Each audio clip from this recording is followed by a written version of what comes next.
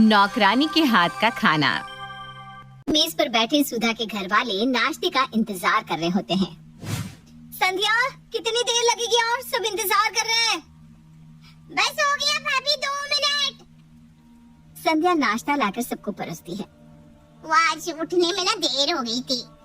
अरे कोई बात नहीं, होता है संध्या, हम खा ले फिर तुम भी खा लेना। हाँ, बिंदिया की बातें सुनकर सुधा कहती है, दाई नौकर को इतना सिर पर चढ़ाना सही नहीं है। बाकी मुझे क्या, खुद झेलना बाद में कुछ हुआ तो। काम वाली कितना भी अच्छा काम करे, कभी बोलना नहीं चाहिए कि अच्छा काम करती है। हमेशा उसके काम में कमी बतानी चाहिए। मम्मी जी, अब ऐसे नहीं चलता है, ये गलत बात है। सब कुछ अच्छे से करने पर भी हम कमी निकालेंगे तो कौन करेगा हमारे घर पर काम? तू ना मुझे मत सिखा। अरे भाई, तुम दोनों बाद में बहस कर लेना, अभी नाश्ता तो करने दो। सब नाश्ता करते हैं और खा पीकर अंकित कहता है, खाना खाकर वो मजा नहीं आया। तुझे कैसा लगा पूजा? भैया, मुझे तो संध्या के हाथ का खाना बिल्कुल पसंद नहीं है। तीखा तो लगता ही नहीं है, लगता है जैसे कोई पेशेंट का खाना खा रहे हैं। भैया, ये काम वाली बदल दो ना। सच में खाने में कोई स्वाद नहीं है। संध्या, ये कैसा खाना बनाया है तुमने? ठीक से खाना बनाओ, नहीं तो कहीं और काम देख लेना। मेरे यहाँ नहीं चलेगा ये सब। बिंदिया को छोड़कर सभी संध्या के खाने में कमी निकालते रहते हैं। नाश्ते के बाद बिंदिया संध्या से कहती है, सुन, सब्जियां बहुत सारी पड़ी है, तो एक काम कर, भाजी बना ले। सब्जियों का मजा तो झाड़े में ही है, ऊपर से सबको पसंद भी बहुत है। ठीक है भाभी, मैं बना लेती हूँ। थोड़ा टाइम ज्यादा लग जाएगा इसमें। अरे तो क्या है दिक्कत है, उल्टा तुझे अच्छा ही हो जाएगा ना। एक टाइम में तेरा रात का काम भी हो जाएगा। सब रात में भी ना पाव भाजी खा लेंगे। ठीक है भाभी। संध्या इतना वक्त लगाकर पाव भाजी बनाती है और पाव भाजी खाकर सब नाक मुंह इधर उधर करने लगते हैं और संध्या की बहुत बुराई भी करते हैं। ये पाव भाजी है? ऐसे पाव भाजी होती है क्या? आलू मटर की सब्जी लग रही है। दीदी, मैंने तो बहुत अच्छे से बनाया है। अच्छा, क्या होता है? चल मैं तुझे दिखाती हूँ। चौपाटी में जो पाव भाजी लगती है ना, वो खाकर देखना, तब तुम्हें समझ में आएगा कि तुमने क्या बनाया और पाव भाजी किसे कहते हैं। संध्या अपनी नजर नीचे के खड़ी हो जाती है। ठीक है दीदी, और अच्छे से बनाने की कोशिश करूंगी। संध्या रसोई में जाकर बहुत रोती है। इधर अंकित कहता है, यार बिंदिया, इसमें नींबू डालो, एकदम खट्टा नहीं है, और मुझे कच्चा प्याज भी दे दो। पाव भाजी बिना प्याज के अच्छी नहीं लगती। देखो संध्या तो अच्छा खाना बना नहीं सकती, मुझे ना ऐसा खाना मत दिया करो। ना खट्टा, ना नमक, ना तीखा, कुछ भी नहीं है इसमें। भाजी के नाम पर बॉईल करके सब्जी रख दिया। ना मसाला ना कुछ, पाव में मक्खन तो डालो। मैं दे देती हूँ ना जिसको जो चाहिए। बिंदिया प्याज काटती है और किसी को नमक तो किसी को मिर्ची देती है। नमक वगैरह तो अच्छी अच्छी होटलों में भी कम हो जाता है। इसका मतलब ये नहीं कि खाना अच्छा नहीं है। संध्या जैसी खाने वाली बहुत मुश्किल से मिलती है। बाकियों की काम वाली को देख लो, एक टिकती नहीं, ऊपर से इतनी छुट्टियाँ लेती है। अरे तू ना बस संध्या का ही पक्ष लेती रहना। सब खाकर अपने अपने काम पर चले जाते हैं। बिंदिया रसोई में जाती है तो देखती है कि संध्या की आंखों से आंसू बह रहे हैं। अरे रो मत संध्या, मैं हूँ ना। तू भी क्या इन लोगों की बातों को दिल से लगा रही है? ये लोग तो ऐसे ही बोलते रहते हैं। नहीं भाभी, अब मैं और यहाँ काम नहीं कर सकती हूँ।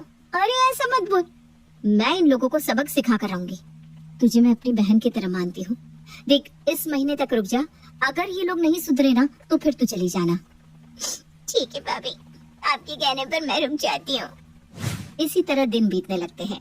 बिंदिया के घर वाले इसी तरह हर वक्त संध्या के खाने में नुक्स निकालते रहते। एक रोज संध्या सबके लिए मटर के पराठे बनाती है। पराठे देखकर सुधा थाली साइड करके कहती है, सड़े हुए मटर डालकर हमें मरवाना चाहती हो? सुधा भरी थाली छोड़कर उठ जाती है। अच्छा, तो अब तुम्हें मरवाना चाहती हो ताकि इस घर में तुम्हारा राज हो सके? भाभी तो तुम्हें कुछ कहेगी नहीं, इतना खराब खाना बनाती हो फिर भी इसी घर में हो। संध्या के सब्र का बांध छूट जाता है। वो पहली बार ऊंची आवाज करके पूजा से कहती है, मुझे भी नहीं रहना इस घर में जहाँ मुझ पर ऐसा इल्जाम लगाया जाए। संध्या उसी वक्त अपना सामान लेकर चली जाती है। संध्या के जाते ही सुधा के घर में खाना बनाने की दिक्कत हो जाती है। रात को सुधा बिंदिया से कहती है, बहू कोई अच्छी खाना बनाने वाली खोज ले। जब तक कोई नहीं मिलती तब तक तू खाना बना ले।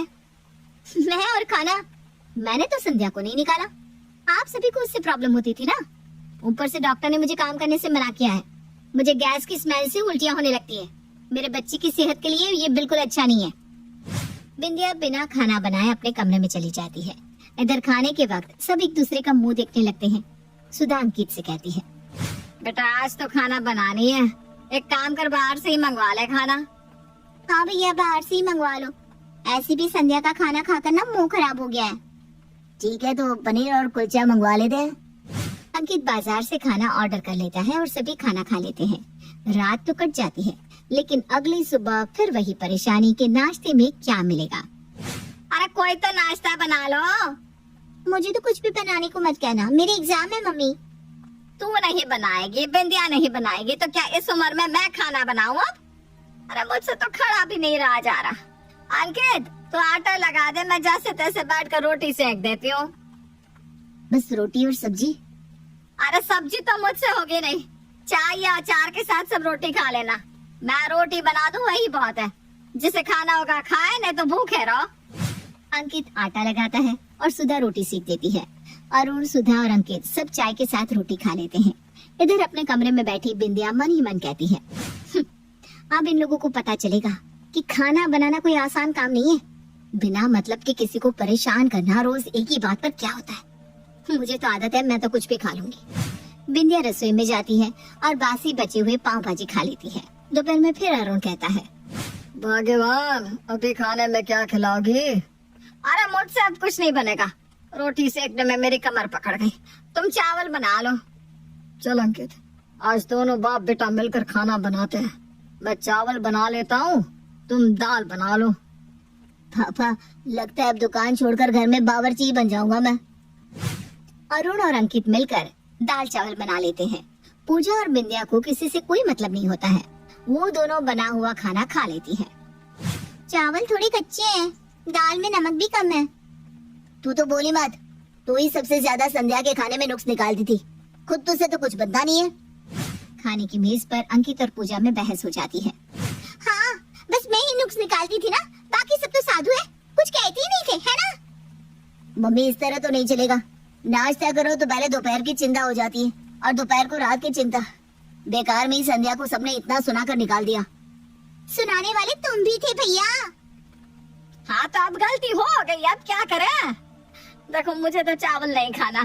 बिंदिया एक काम कर, सुबह की रोटी बची होगी उसके साथ मुझे अचार दे दे। सुधा अचार और रोटी खाती है।